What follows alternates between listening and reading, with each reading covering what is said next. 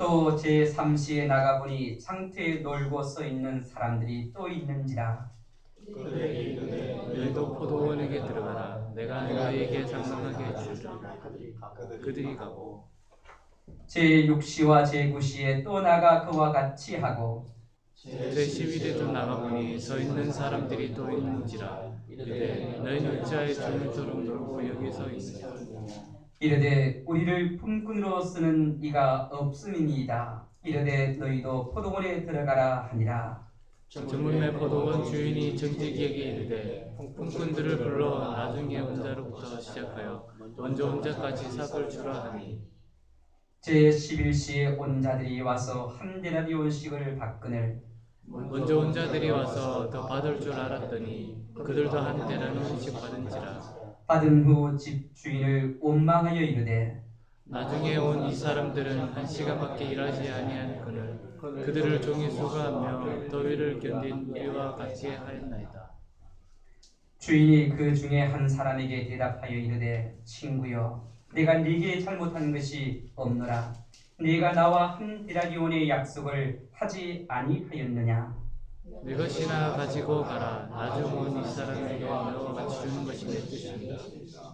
내 것을 가지고 내 뜻대로 할 것이 아니냐. 내가 선함으로 네가 악하게 보느냐.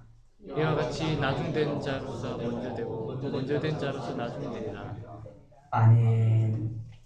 할렐루야. 하나님의 크신 은혜가 오늘 이 시간 우리 모두 위에 함께 하시기를 주님의 이름으로 축원합니다.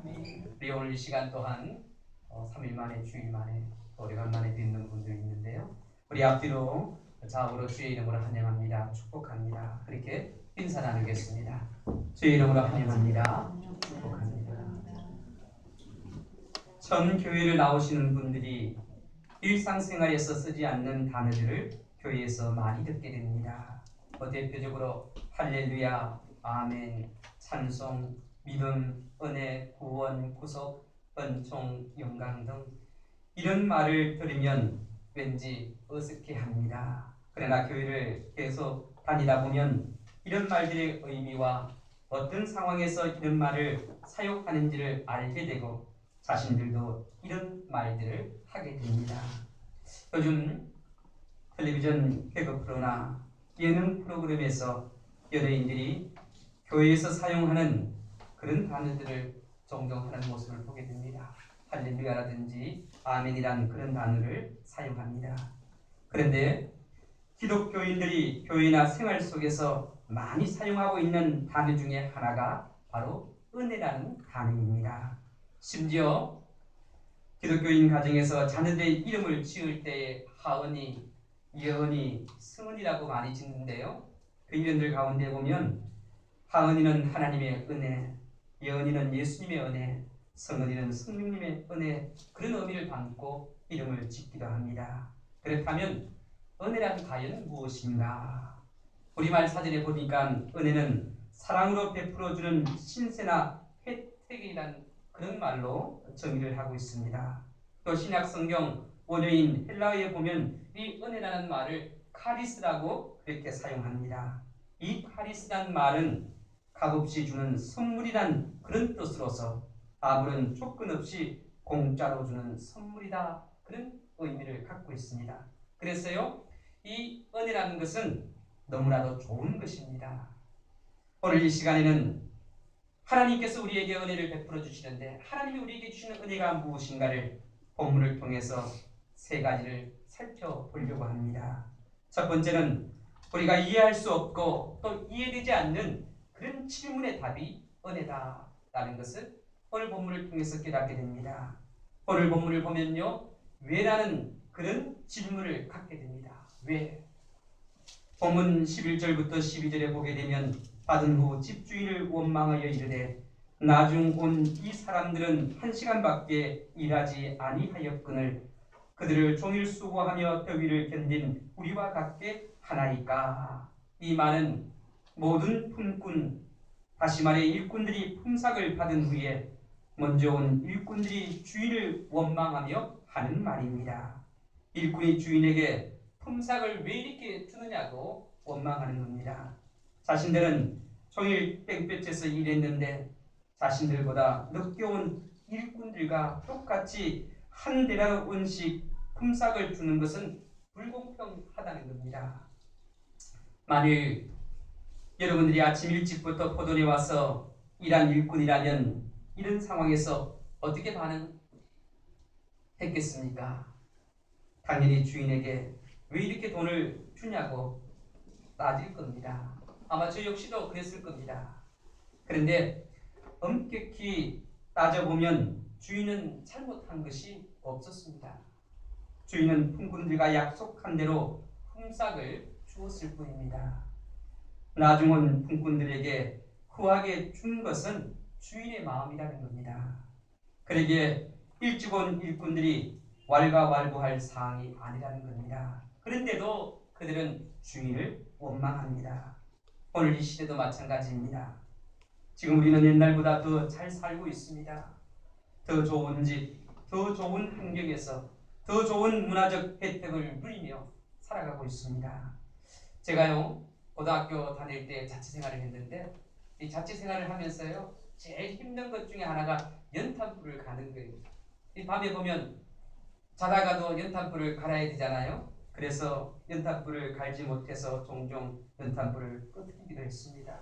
또 겨울철이 되면 빨래를 해야 되는데 뜨거운 물들이 마음대로 사용할 수가 없잖아요. 그래서 찬물에 빨래를 하면서 손을 호호 붉기도 하고, 그리고 또 당시에는요 이 바깥에서 빨래를 해서 바깥에 이렇게 널어놓으면 얼기 때문에 방 안에다가 빨랫줄을 쳐서 빨래를 널어놓고 말리기도 했습니다. 그런데 지금은 얼마나 좋습니까?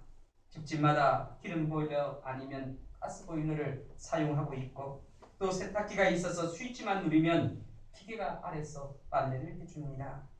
지난 시간들을 생각해 보면 참으로 감사할 일들이 너무나 많습니다. 그런데 많은 사람들이 감사하기는커녕 남들이 누리는 만큼 누리지 못하다고 생각하면 속상해하고 또한 어떻게 억울해합니다. 내가 노력한 것에 비해 누리는 것이 너무 적고 남들은 별로 노력하지 않는데도 나보다 더 많은 것을 누리며 산다고 생각합니다. 다른 사람과 비교하면서요 어떻게 해요? 감사하기는커녕 불평하고 원망한다는 겁니다. 이것이 우리들의 삶의 모습입니다. 그런데 반대로 생각해보면 늦게 와서 1시간 일하고 한 대라리온을 받은 품꾼은 얼마나 기뻤겠습니까? 우리나라에도 보면 전국 곳곳에 새벽마다 인력시장이 열립니다. 이곳에는 일자리를 기다리는 일노동자들과 자신들의 필요에 맞는 노동자들을 데려가려고 하는 주인들이 이곳을 찾아옵니다. 그런데 이곳에 오는 노동자들 가운데 일부만이 선택되어 가고 또 많은 사람들이 일자리를 얻지 못해서 집으로 돌아가거나 아니면 또 자기에게 일자리를 줄 주인을 기다리기도 합니다. 그런데 여러분, 만일 일자리를 얻지 못한 사람이 오후 늦게에 일자리를 얻게 되었고 또 그곳에 가서 일을 했는데 주인이 하루 온전한 품삯을 이 노동자에게 주었다면 이 노동자가 얼마나 기뻤겠습니까? 얼마나 주인에게 감사했겠느냐는 겁니다. 오늘 본문에서도 늦게 와서 일한 품꾼은 품삯을 받고 너무나 기뻤을 겁니다. 그리고 주인에게 얼마나 감사했겠습니까? 그날 하루도 공치는 줄 알았는데 좋은 농장 주인을 만나서 흥들을 했습니다. 그러니 이 사람은 오히려 왜 나에게 이렇게 후하게 주실까? 나약하고 부족한 나를 외면하지 않고 1시간만이라도 써준 것만 해도 감사한데 한 데나리온을 주다니 왜 이런 은혜를 내게 베푸는 것일까? 그런 마음이 생겼습니다. 여러분, 우리가 힘들고 어렵고 억울한 상황이 일어날 때도 왜라는 단어를 붙여요. 왜 이런 일이 생겨날까? 그리고 우리가 또 기쁘고 즐겁고 좋고 정말 내가 큰 은혜를 입을 때에 왜 내게 이런 은혜가 임할까? 그런 질문을 던지게 됩니다. 이처럼 우리들의 삶 속에 왜라는 의문이 자꾸 생겨날 때 이 왜라는 질문의 답이 바로 은혜라는 겁니다.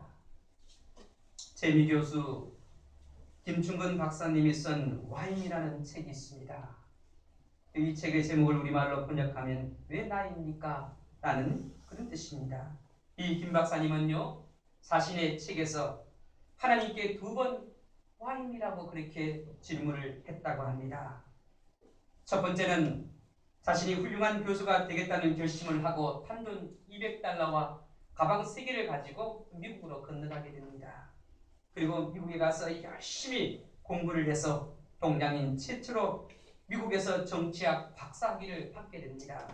그리고 108대 1의 경쟁을 물리치고 LA의 페퍼다인이라는 대학의 교수가 됩니다. 그런데요, 이분이 교수가 된 지 4년 만에 이 LA 지역에 있는 전체 2,000여 명이 넘는 교수들 가운데 최우수 교수상을 받게 됩니다. 그리고 또 시간이 지난 후에 어떤 일을 당하게 되냐면요, 그가 이 대학의 마지막 최후의 2인 총장 후보로서 선출이 돼요. 이제 2사람 중에 한 사람이 되는 그런 물망에 오르기도 합니다. 그런데 그때 그가 어떤 일을 당하게 되냐면 간암 선고를 받게 됩니다. 이제 총장 후보로서 이제 교수들을 만나고 학생들에게 이야기하던 그런 가운데 갑자기 막 피를 토하게 돼요. 그래서 병원에 가서 검사를 받았더니 이 간암 말기. 그때 그는 너무나 불하고 원통해서 하나님 앞에 그렇게 질문을 했다고 합니다. 하나님, 왜 나입니까? 왜 내게 이런 시련을 주십니까? 왜 내게 이런 어려움을 주십니까? 그렇게 하나님께 물었다고 합니다. 그리고 2번째는 하나님의 은혜로 기적적으로 그 간암을 치유받습니다. 그리고 미국 알래스카 주립대학 교수로 스카웃이 되어 가게 되는데요, 그 알래스카 주립대학에서도 그 지역에 있는 최고의 교수로 선임되어서 최고의 교수상을 받게 됩니다. 그리고 10년 동안 주지사의 경제개발 특별고문으로 일하면서 알래스카 주가 생긴일에 300%의 수출 증가를 이루도록 그가 주지사를 돕습니다. 그래서요, 알래스카 주로부터 경제개발 특별상까지도 받게 됩니다. 그뿐만 아니라 그는 미국 한인 크리스찬들과 함께 미국 기독교인들의 신앙 회복 운동을 펼칩니다. 그래서 단체를 만드는데 그 단체가 무엇이냐면 미국 예수 대각성 운동이라는 단체를 만들어서 지금까지 미국인들 가운데 교회를 다니지만 신앙 없이 교회 다니는 사람들, 또한 교회 다녔다가 실망하고 교회에 나가지 않는 사람들, 그들에게 나가서 복음을 전하고 복음을 가르침으로 그들이 다시 하나님께로 돌아오는, 그들의 신앙을 회복시키는 그런 역사를 일으키고 수많은 사람들이 이 단체를 통해서 하나님께로 돌아오게 됩니다. 그가요, 신앙이 회복되어지고 하나님께로 돌아오는 그 모습을 보면서 하나님께 질문을 던졌다고 해요. 하나님, 이렇게 많은 사람들 가운데 나처럼 부족하고 연약하고 나약한 이런 사람을 택하셔서 하나님의 나라와 그 의를 위해서 사용하십니까? 그렇게 질문을 던졌다고 합니다. 그런데 이 책의 결론을 보게 되면 이 모든 것이 하나님의 은혜라는 겁니다.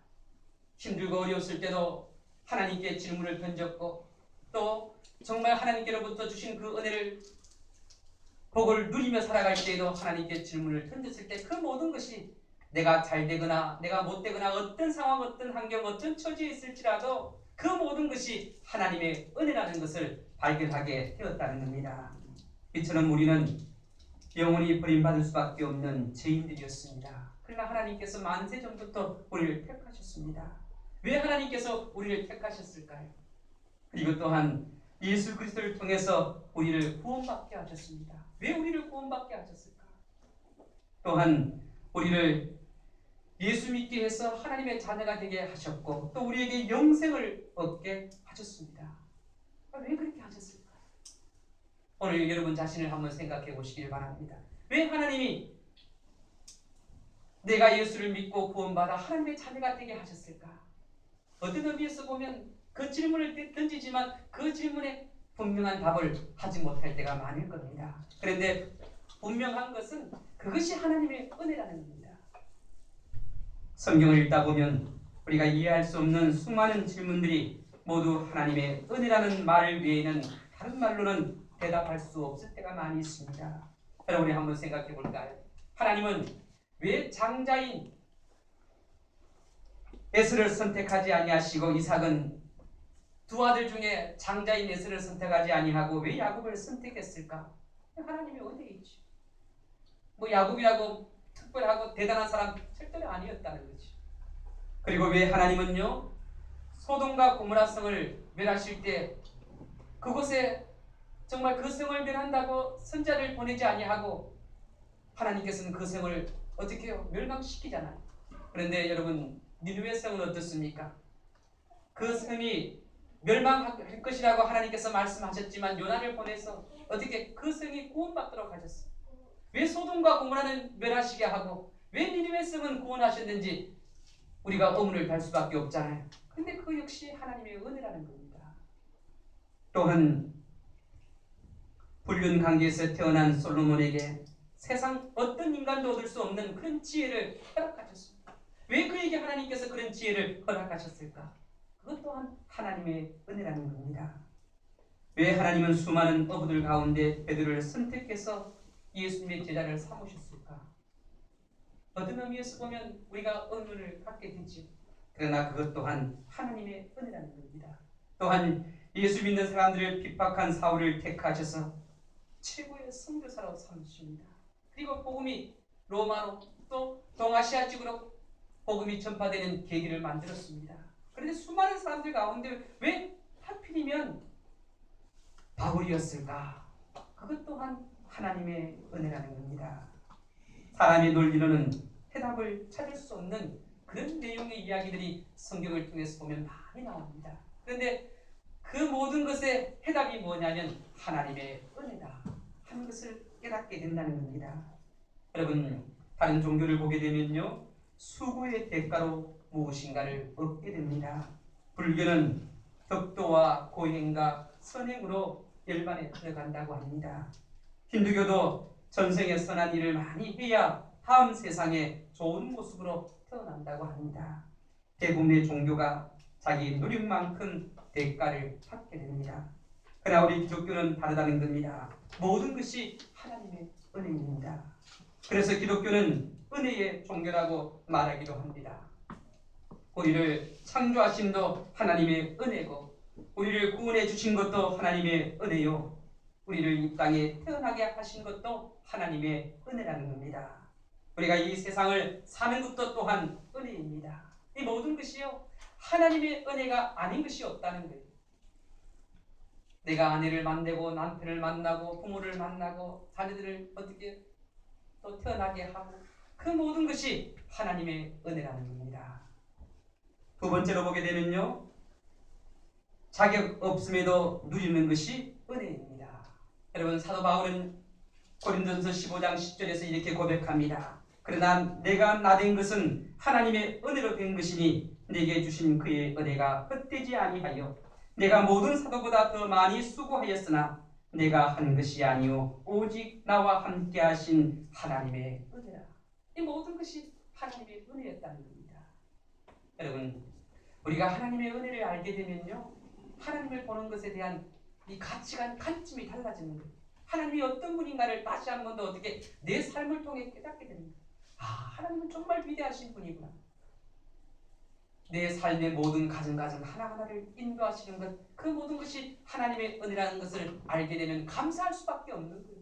기뻐하며 즐거워할 수밖에 없다는 거죠. 하나님은요, 우리가 자격이 없음에도 불구하고 하나님의 은혜를 누리게 하셨습니다. 우리는 구원받을 자격이 전혀 없는 그런 존재입니다.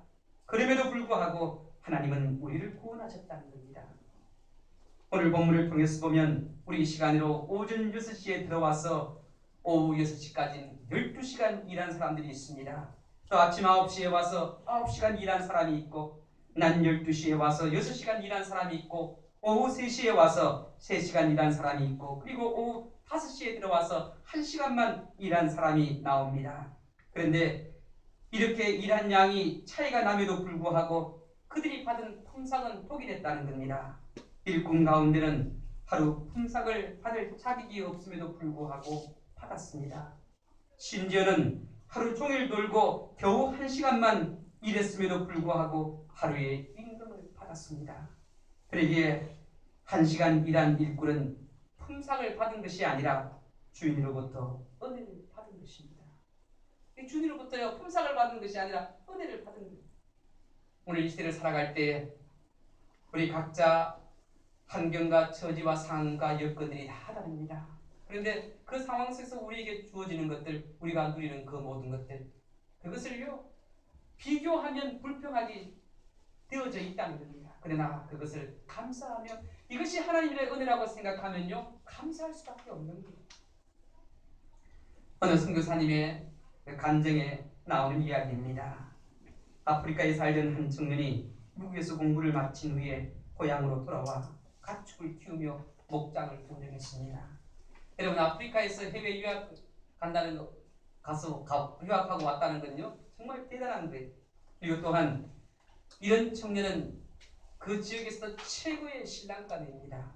그런데 이 청년이 결혼을 하는데 그야말로 보잘것없고 볼품없는 어느 시골 처녀에게요 암소 9마리를 주고 어떻게 그 처녀를 데리고 왔습니다.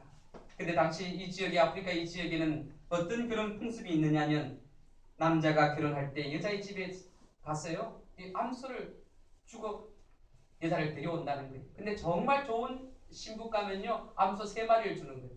그리고 좀 괜찮은 신부가면은 암소 2마리를 주고, 그리고 보통이면 1마리를 준다고 해요. 그런데 그는 무려 9마리 암소를 주고 신부감을 데려왔다는 거예요. 그 동네에 있는 사람들이 그 청년을 보면서 볼품없고 정말 어떻게 보통에도 떨어지는 이하의 그런 신부감에도 불구하고 왜 암소 9마리를 주고 신부를 데려왔는지 이해가 안 가요. 그래서 다들 어떻게 그 청년을 보면서 미친놈이다 그렇게 이야기를 했다고 그래요. 근데 이 청년이 암소 9마리를 주고 이 여인을 데리고 왔는데 그 여인은 어릴 때부터 자기가 사랑하던 여자였어. 그랬기에 자기가 사랑하는 사람이었기 때문에 암소 9마리도 아깝지 않더라는 거죠. 그리고 자기 아내로 맞이하고, 그리고 결혼한 후에요 이 보잘것없고 하찮은 여인이 변화되기 시작한 거예요. 어느 날 보니까 기부인으로 바뀌어진 거죠. 이 여인이 이렇게 바뀌게 된 것은요 자신의 가치를, 나는 암소 9마리 정도 되는 그런 가치 있는 여인이다. 그리고 자기 남편이 자신을 얼마나 소중하고 귀하게 여겨주는지 그 은혜를 어떻게 감사하며 그것을 잊지 않았다는 거예요.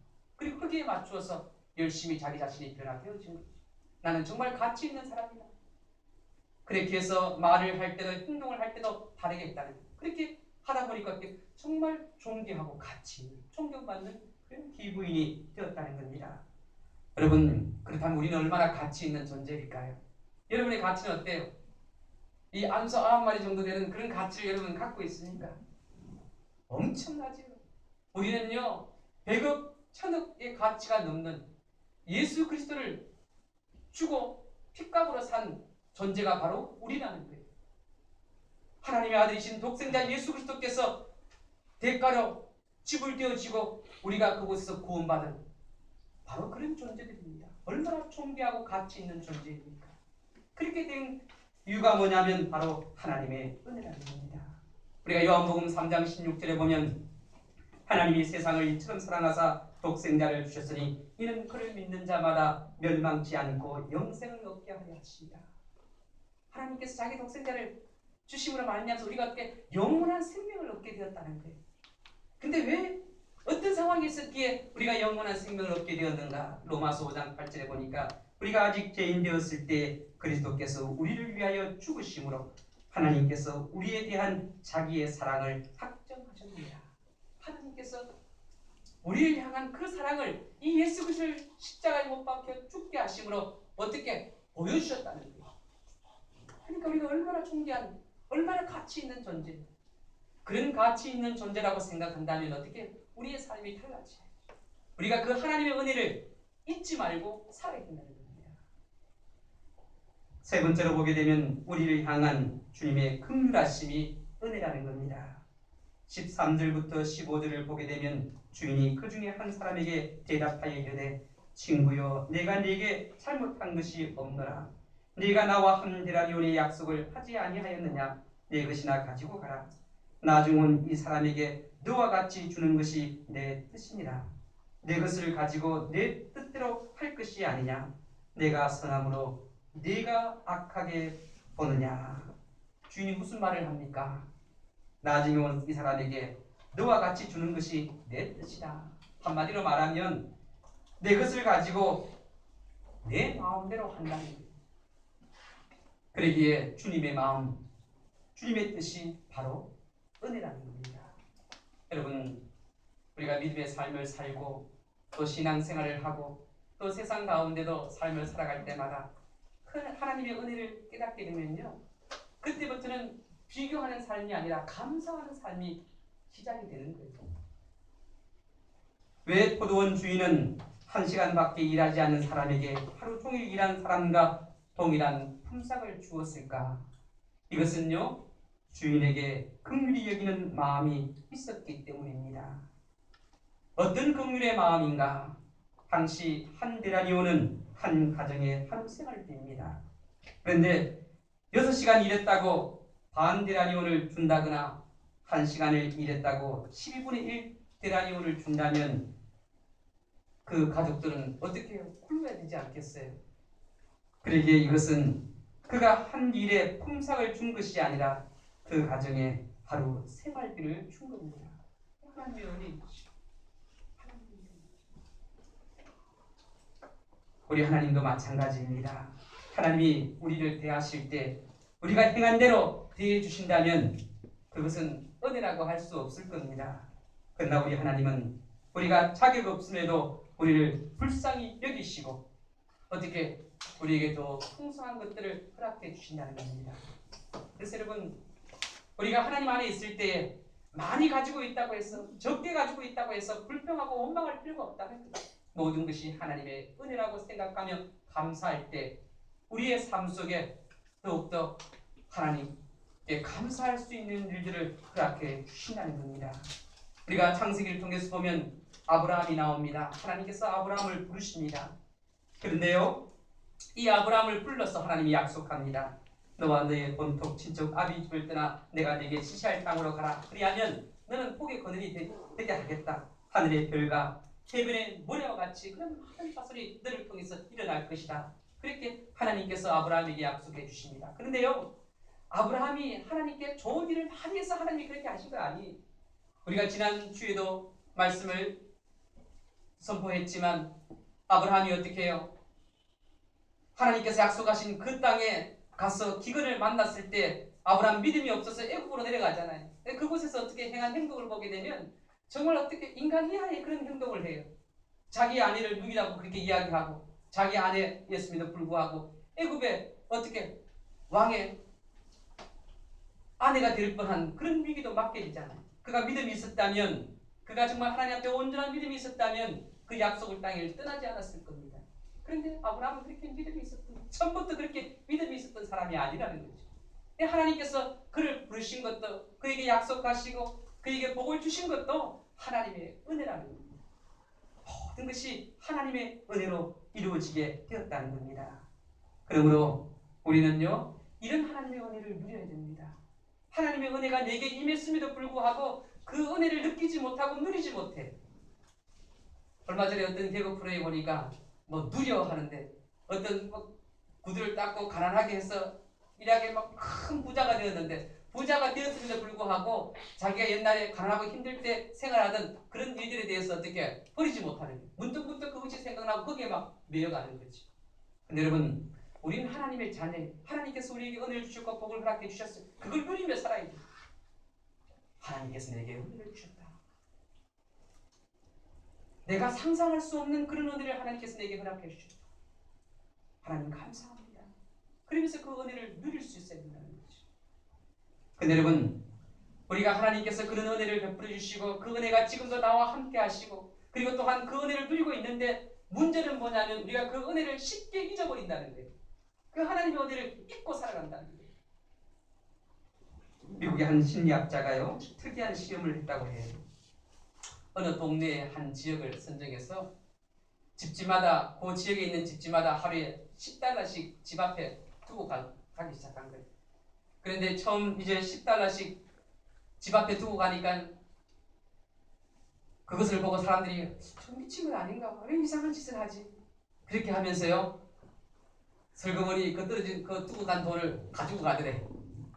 그리고요, 하루 이틀 3일 지나서 사람들이 계속해서 매일같이 그런 일이 일어나니까 모여서 웅성거리기 시작해요. 그 사람에 대해서 야, 근데 좀 모자린 것 같지도 않는데 매일같이 10달러씩 집 앞에 두고 가는데 왜 그럴까? 그 사람이 어떤 사람일까? 그 사람에 대한 궁금증이 생기기 시작해요. 그런데 한 10일쯤 지나게 되니까 현관 앞에 나와 돈을 기다리는 사람이 이제 있기 시작해요. 이제 아마 이 사람이 돈을 넣고 갈 것이다. 또 다른 사람이 가져가지 않을까 싶어서 나와서 이제 그 돈 넣고 가기를 기다린다는 거지. 그런데 10일쯤 지나게 되자 돈 받는 것을 아무도 이상하게 생각하지 않는, 당연한 것처럼 이제 이제 갖다 주겠지. 이제 나는 가져가면 된다. 이제 그런 생각을 갖기 시작했다는 거죠. 그리고 한 달쯤 되었을 때 사람들은 아주 당연한 것처럼 내가 당연히 이 돈을 가져가야 된다는 그런 생각을 갖더라는 겁니다. 이제 시험 기간이 한 달이 지나가고 이제 이때부터 이 심리학자가요, 예전에 돈을 넣고 갔던 그 집을 가면서요, 이제 돈을 안 넣고 그냥 간 거예요. 그랬더니 사람들이 그에게 왜 오늘은 돈을 안 주고 가느냐며, 또 그가 그냥 지나가는 것을 보면서요, 그를 향해서 불평하면서 왜 돈 안 주고 가느냐고 그렇게 기분 나빠하더라는 거예요. 여러분, 이 심리학자가 내린 결론이 뭐냐면요, 사람들은 받은 은혜를 금방 잊어버린다는 겁니다. 이유 없이 베풀었던 은혜를 당연한 것처럼 생각하고 나중에는 고마워하기는커녕 오히려 주지 않는 것을 서운해하고 불쾌하게 생각하더라는 겁니다. 이것이 인간입니다. 출국한 이스라엘 백성이 바로 이런 모습을 보여주었습니다. 애굽에서 해방되어 홍해를 건넜습니다. 얼마나 기뻤겠습니까? 그런데 그들은 얼마 후에 기뻐하지 않고 불평하고 원망합니다. 마실 물이 없다고 불평합니다. 고기가 먹고 싶다고 불평합니다. 이런저런 불평을 다 쏟아냅니다. 하나님께서 그들에게 은혜를 베풀어 주고 계시고 또 함께 하고 있음에도 불구하고 거기에 대해서 감사하지 못하고 도리어 불평하며 원망하더라는 거예요. 자기들을 돕고 그런 은혜를 내려주는 것은 아주 당연한 것처럼 생각하더라는 거예요. 여러분, 우리는 그렇게 살고 있지 않습니까? 하나님이 날마다 우리에게 은혜를 베풀어 주시고 우리를 지켜주시고 보살펴주시고 우리의 모든 것들을 인도해 주시고, 때로는 우리가 육신의 약함 때문에 고통을 당하지만 그 고통 속에서도 하나님을 통해 기쁨을 얻고 소망을 얻고 갖가지로 하나님께서 풍성한 것들을 우리에게 허락해 주시고 그 은혜가 우리와 함께함에도 불구하고 우리는 어떻게 감사하지 못하고 불평하고 원망하지는 않느냐는 거예요. 도리어 내가 받은 것에 대해 내가 누리는 그 은혜에 대해서 다른 사람과 비교하면서 하나님을 향해 불평하거나 원망하지 않는지 우리 자신을 돌이켜봐야 합니다. 여러분, 이제부터요, 하나님께서 작은 것이라도 내게 베풀어 주신 것에 대해서 감사하고 또한 그 은혜를 기쁨으로 누릴 수 있는 그런 성도들이 되시길 바랍니다. 그 은혜를 누릴 때 우리의 삶이 기뻐져요. 그런 은혜를 누릴 깨닫고 할 때 우리 입술을 통해서 우리의 삶을 통해서 하나님께 감사하게 된다는 거예요. 여러분, 하나님이요, 오늘 여러분들이 이 자리에 나와서 예배를 드리지만 조금만 쳐버리면 건강이 안 좋게 하면 이 자리에 나오지도 못하는 거예요. 이 자리에 나와서 그래도 오늘 하나님 앞에 예배 드릴 수 있다는 것, 이것 또한 하나님의 은혜라는 거죠. 내가 한 걸음 한 걸음 디디는 그것 자체, 그것도 하나님의 은혜라고 생각하면요, 날마다 그 은혜를 누리게 되는 거예요. 은혜는 누려야 됩니다. 하나님의 자녀임을 누려야 되고 하나님께서 우리에게 복을 주신 것을 누려야 되고, 그런데 그 은혜를 알지 못하면 누리지 못한다는 거지. 여러분, 이제 하나님의 은혜를 생각하면서 하나님이 주신 것을 마음껏 누리며 살아가는 복된 성도들이 되시길 주의 이름으로 축원합니다. 기도하겠습니다.